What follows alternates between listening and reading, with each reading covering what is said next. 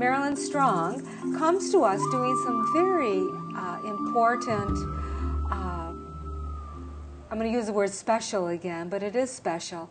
You are a certified death midwife.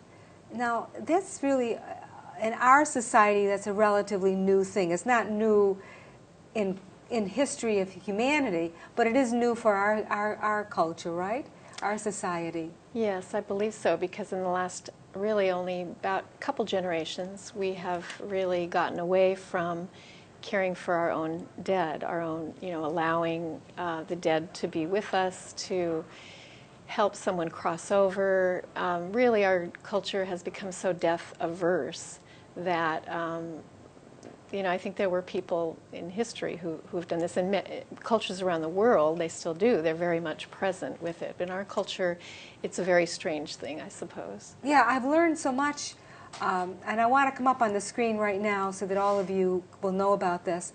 We're going to come up on the screen with, this is on your website, but it brings them to the article of your essay on, what is the name of that article? It's called Bringing Death Back Home. I want to recommend all of you to read that article that Marilyn wrote about her experience of coming to be a death midwifery, and then to explain to us about, for those of us who, many of us aren't comfortable with this whole idea of dying. And Marilyn, do we say death or do we say transition? I mean, is death still appropriate to say or no? Well, I think so. I mean, I think not saying it is sort of symbolic of how averse we are to looking at the reality that we do die. Every one of us, everything on the planet, has its lifespan. It's born. If we have a chance to live a full life, and then we die. So I'm not averse to using death. Yes, right. At all. But you are also, let me tell all the audience a little about your history. Marilyn holds a BA in Religion and Adult Education and a Master's in Spirituality and Culture from Matthew Fox's University. And what is that called? Well, when I went there, it was called the Institute for Culture and Creation Spirituality. What's it called now? It's now, I think, called Wisdom University. Oh, that's so it's slightly different.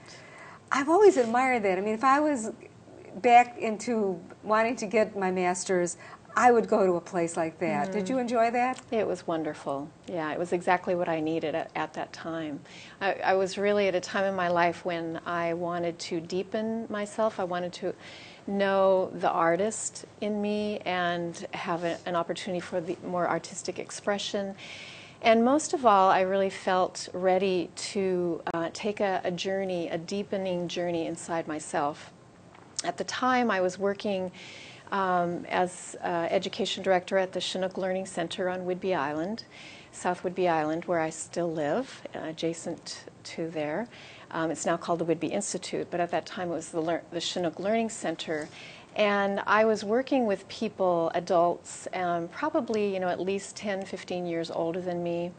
And I found I was facilitating groups of people who were older, and found that I was lacking in a certain experience, and I wasn't quite sure even how to define it, but I felt like there was a journey that I needed to take. And about that same time that I was thinking about going to Matt Fox's Institute, I came across a book by Sylvia Brinton-Pereira, who is a Jungian analyst. The book is called Descent to the Goddess, and it was the story of Inanna's descent to the underworld. And I had read other descent myths before, but this myth really grabbed me and affected me in a profound way, so much so that when I went down to Oakland to ICCS, I ended up using this myth as sort of a template of articulating my own journey through Inanna's descent, and I used it as a template for my master's thesis. Is that right? Yes, and it was very challenging to do that work You know, there was a lot that I had to face intellectually going into that work. But what I found was that I thought I had done the descent and I was coming out the other side, but it wasn't until I came home that my true descent began. Right. In other words, I had done the work intellectually. In a way, I had invoked this journey, and I thought that I was finished, but actually it was a setup for me to actually have the experience, which was to have my marriage fall apart and go through an actual emotional descent where I no longer was in control of it with my mind. I had to go through it emotionally and physically as well. And so it became, but because I had studied the myth and it had such an impact on me, I knew, like in the myth, when Inanna goes to the underworld, she leaves her trusted female companion, Ninshuber, up and says, if I don't return within 3 days, please, send help. It means something has gone wrong.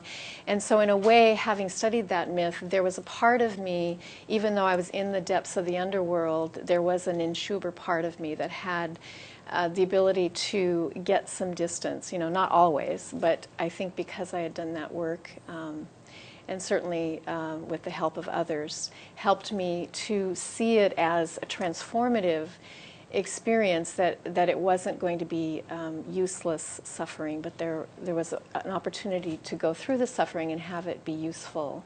And to come out on the other side, definitely a changed person, but a person who knew the territory that she had longed to know before the journey. It just, we were talking about this morning, watch out what you ask for, because you will receive it, and it probably will come in a way that you don't expect it. When we imagine invoking growth and empowerment, all we imagine as young people is the ego, being puffed up, and what actually has to happen is the ego is stripped away, and in order for the soul to come through, and so there has to be a shattering of the ego, and that's certainly what happened for me. And that really was the beginning of my work. It was my true work, in leading others through a metaphorical death experience.